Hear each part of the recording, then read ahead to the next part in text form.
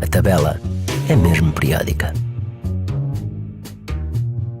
A tabela periódica dos elementos é este quadro com uma forma estranha, com letras e números, que nem é um quadrado, nem é um retângulo, que tem esta forma tão característica.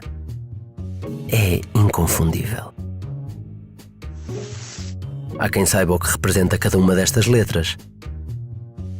C é o símbolo químico do carbono.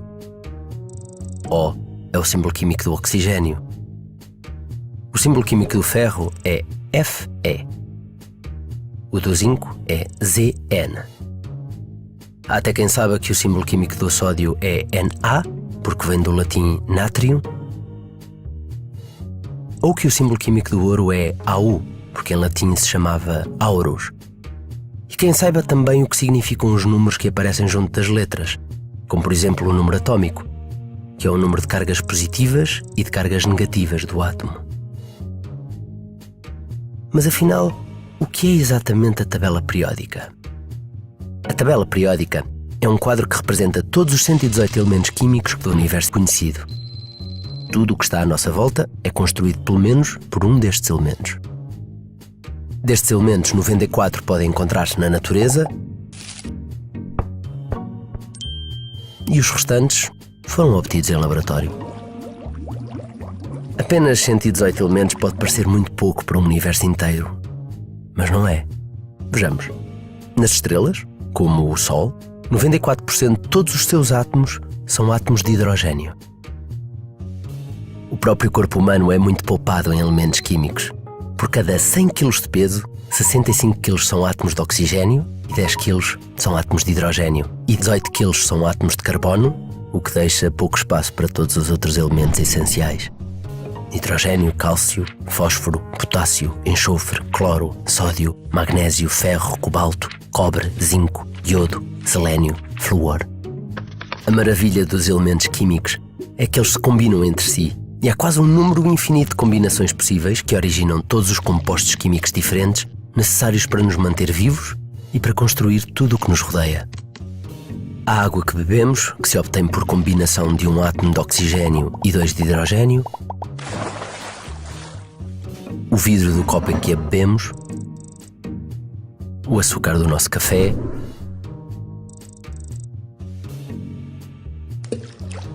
o café, a chávena e o metal da colher com que o mexemos, o plástico de que é feito o nosso computador, a borracha no pneu do nosso carro e a gasolina que o faz andar, as proteínas, o ADN, tudo à nossa volta e dentro de nós são átomos que se combinam.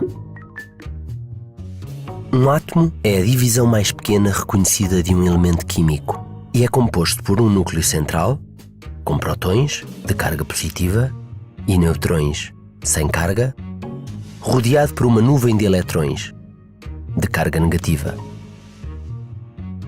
As propriedades dos elementos químicos são definidas pelo núcleo do átomo e pela forma como os eletrões se distribuem em camadas em seu torno. São essas propriedades que determinam a forma como os átomos combinam, ou nem por isso. Os átomos reagem uns com os outros através dos eletrões da última camada, a mais externa. Se a última camada tem o mesmo número de eletrões, isso quer dizer que as propriedades desses átomos são idênticas. A distribuição dos elementos nas linhas e colunas na tabela periódica não é aleatória. Não é uma simples questão de design gráfico.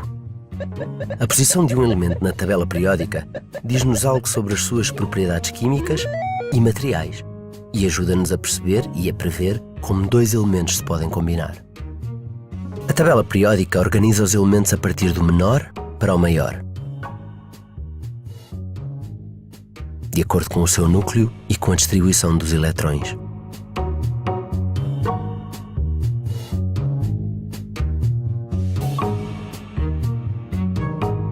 Na primeira coluna da tabela estão os elementos que têm um elétron sozinho na camada mais externa. e na última coluna estão os que têm essa última camada cheia. É por isso que cada elemento químico na tabela periódica tem a sua vizinhança muito bem definida. Por cima e por baixo, tem elementos com a mesma distribuição de eletrões e propriedades muito parecidas. Do seu lado direito, tem um elemento que tem um eletrão e também um próton a mais e que, por isso, tem propriedades diferentes. Chamamos-lhe periódica porque nesta tabela os elementos voltam a ser semelhantes periodicamente. Vejamos. Se começarmos no 3, lítio, as propriedades vão variando ao longo da linha até ao 10, néon.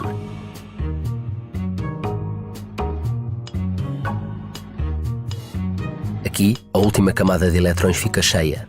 Logo, passamos para a linha seguinte e voltamos à primeira coluna. As propriedades deste elemento no 11, sódio, voltam a ser idênticas ao elemento que está diretamente acima, o lítio, e assim sucessivamente. Bem, a parte complicada é que o número de eletrões que enche uma camada vai variando e a sua distribuição obedece a regras bem definidas pela química quântica. 2 na primeira, 8 na segunda, 18 na terceira, mas em 2 fases, o que obriga a dispor os elementos químicos na tabela desta forma esquisita. Mas no fim, tudo faz sentido e temos todo o universo numa só tabela.